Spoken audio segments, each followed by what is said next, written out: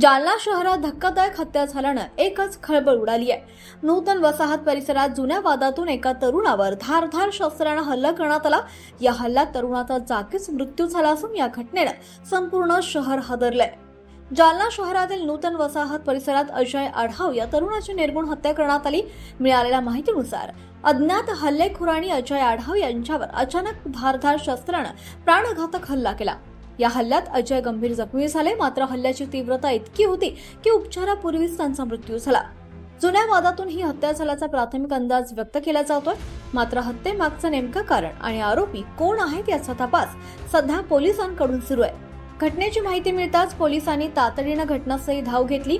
या प्रकरणी अज्ञात आरोपींविरोधात गुन्हा दाखल करण्याची प्रक्रिया सुरू असून आरोपींच्या शोधासाठी पोलिसांची विविध पथकं रवाना करण्यात आली आहेत। दरम्यान या थरारक हत्येमुळे नूतन वसाहत परिसरासह संपूर्ण जालना शहरात खळबळ उडाली आहे।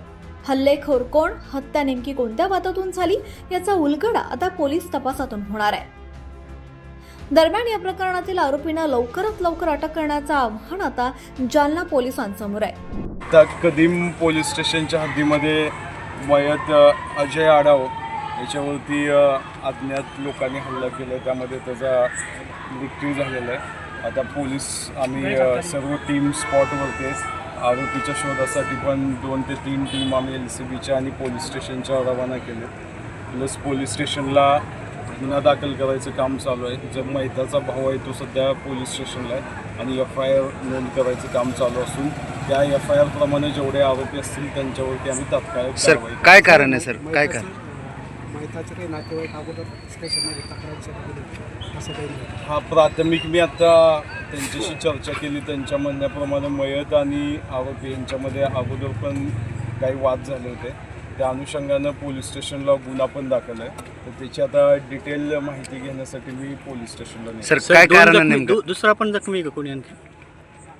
अजून एक जखमी असल्याची माहिती समजत आहे, अजून त्याचं नाव निष्पन्न नाही। आम्ही टीम रवाना केली। सर कारण काय आणि आरोपी किती आहे सर?